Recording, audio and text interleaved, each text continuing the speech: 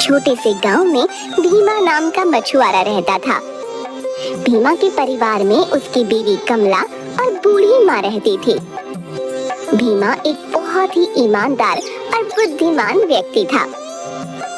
उनके घर के हालात अच्छे नहीं थे, वो काफी गरीब थे। भीमा रोजाना जो मछलियाँ पकड़ता बस उन्हीं को बेचकर जो कमाई होती उसी से उनका घर चलता था। रोजाना कमाकर रोजाना खाने वाला हिसाब था। उनके पास बुरे समय के लिए कोई भी पैसे नहीं जुड़े हुए थे। भीमा भगवान में बहुत विश्वास करता था। वह काम पर जाने से पहले और नदी पर अपना काम शुरू करने से पहले हमेशा भगवान का स्मरण करता था। एक दिन जब भीमा घर से नदी की तरफ निकलने लगा, तभी उसकी बीवी कमला कहती है, सुनो, आज काम पर मत जाओ, माँ जी की तबीयत ठीक नहीं है। पता नहीं किस चीज की जरूरत पड़ गई तो। अरे भाग्यवान, यदि मैं मछलियाँ पकड़ने नहीं जाऊंगा तो आज घर का खाना कहाँ से आएगा? क्या तुम्हारे पास कुछ पैसे हैं?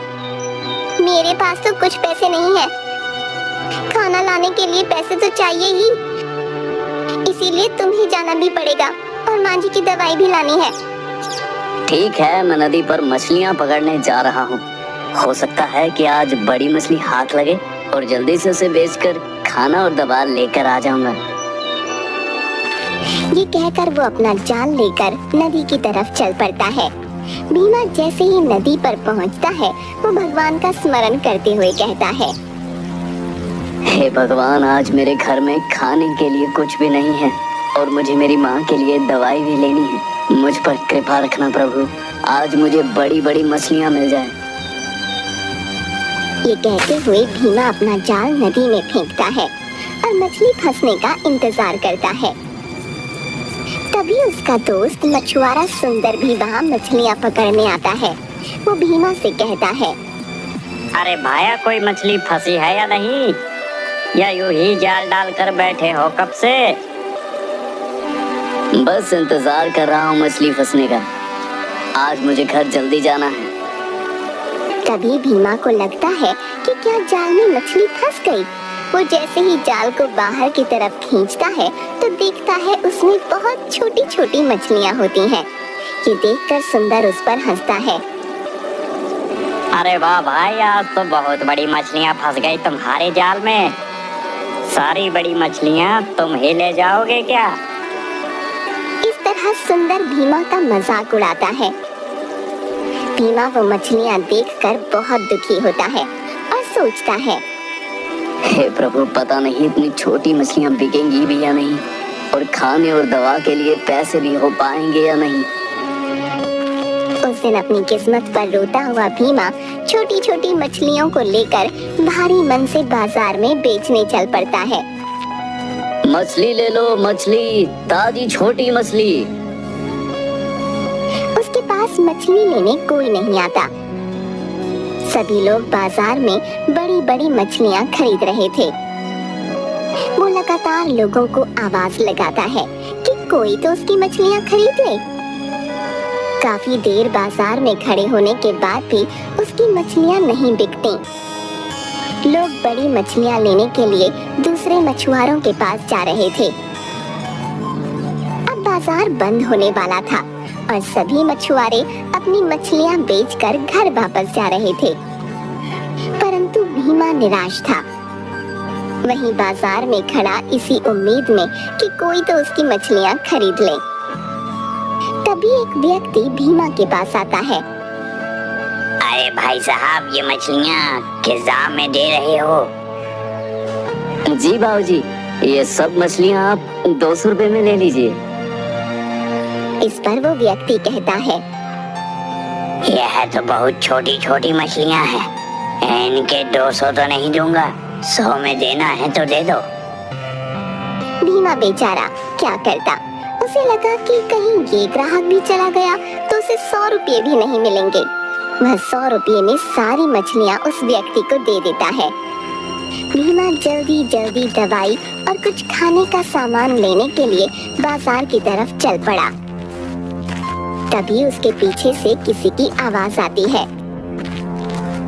अरे बेटा, कोई इस बुढ़िया को खाना खिलाएगा?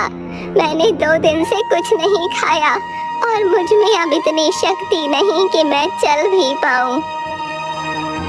भीमा पीछे मुड़कर देखता है तो वहाँ एक बुढ़िया बैठी थी जो देखने में बहुत कमजोर और बीमार लग रही थी।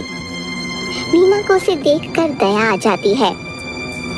आज उसके पास पैसे कम थे, परंतु फिर भी वह बिना मदद किए आगे नहीं जा पाता और उन पैसों में से थोड़े से पैसों से उस बुढ़िया को केले खरीद कर देता है।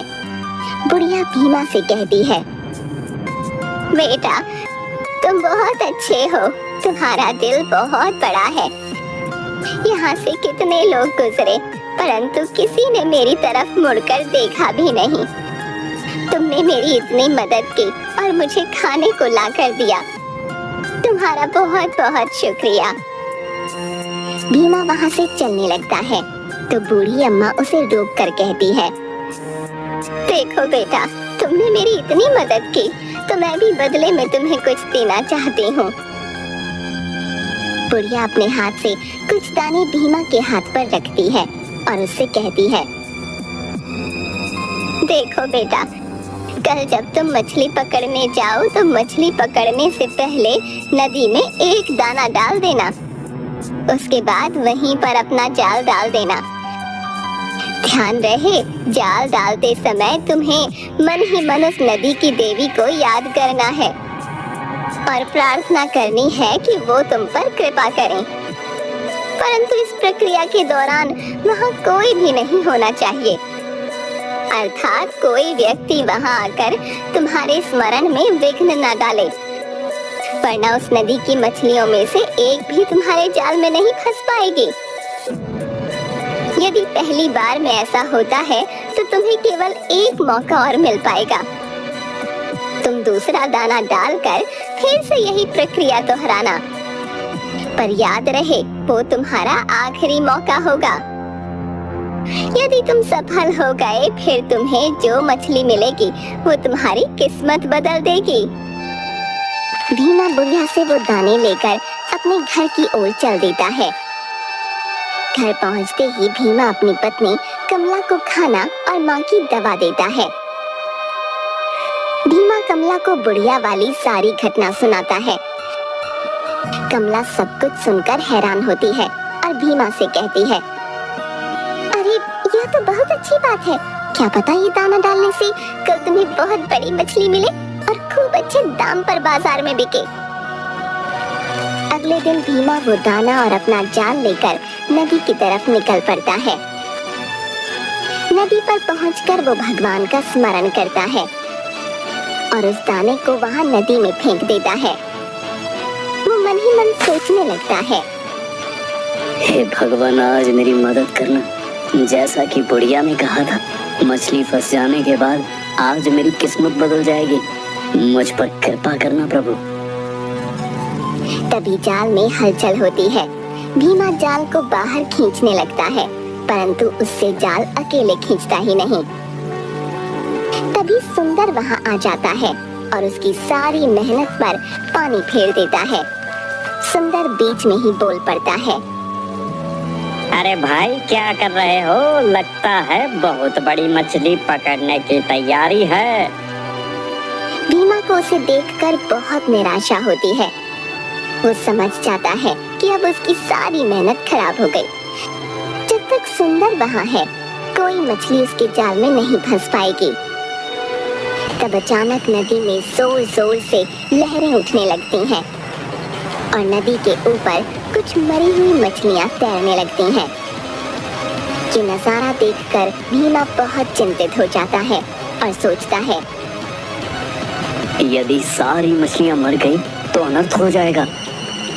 उसके हाथ कोई मछली नहीं लगेगी और बूढ़ी अम्मा का दिया हुआ वरदान उसे नहीं मिल पाएगा। सुंदर को जल्दी भगाने के लिए भीमा कुछ सोचने लगता है और भीमा के दिमाग में एक तरकीब आती है। वो बड़ी चालाकी से सुंदर से कहता है, लगता है आज नदी का तूफान और ज्यादा भयंकर रूप लेगा। इससे पहले यहाँ हमारी जान चली जाए, भागो यहाँ से। सुंदर ये सुनते ही अपनी पकड़ी हुई मछलियां लेकर घर की तरफ दौड़ पड़ता है।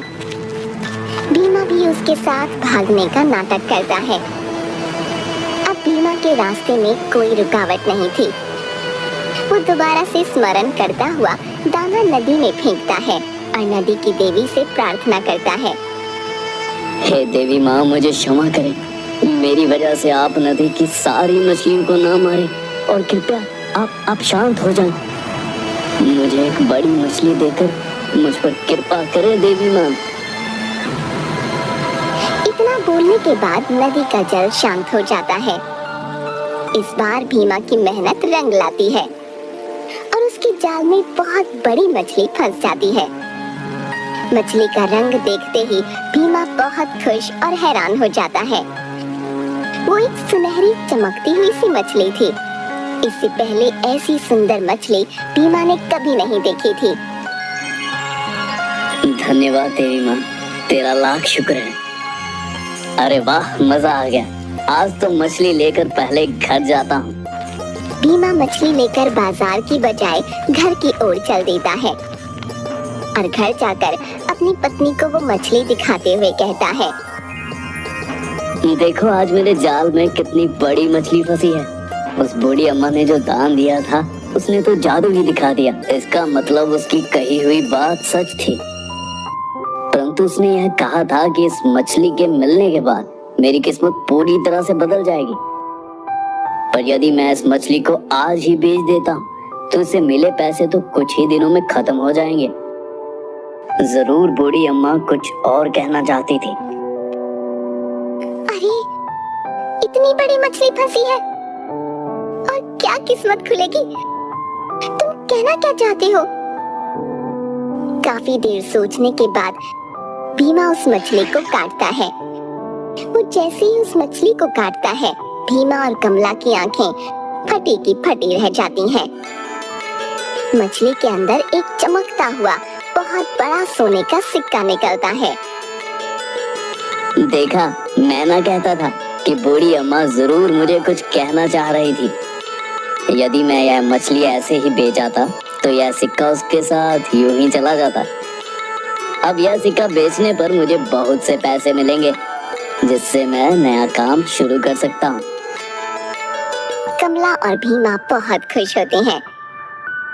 भीमा बाजार में जाकर पहले मछली को बेचता है जिससे उसे काफी अच्छे पैसे मिलते हैं। बाद में सोने के सिक्के को लेकर बाजार में जाता है और उसे भी बेच देता है। सोने के सिक्के के बदले उसे बहुत सा धन मिलता है। अब भीमा की गरीबी दूर हो गई थी। भीमा उसी रास्ते पर जाता है जहाँ उसे वो बूढ़ी अम्मा मिली थी। वो चाहता था कि वो उसका शुक्रिया अदा करे, परंतु वहाँ पर उसे कोई बूढ़ी अम्मा नहीं मिलती और आसपास ढूंढने पर भी कोई बूढ़ी अम्मा नहीं दिखती। तभी भीमा मन ही मन सोचता है कि भगवान ने उसकी मदद के लिए ही किसी फरिश्ते को भेजा था। भीमा उस पैसे से अपना नया कारोबार शुरू करता है और देखते ही देखते बहुत पैसे वाला बन जाता है। इसके बाद से भीमा अपने परिवार के साथ खुशी खुशी जीवन व्यतीत करता है।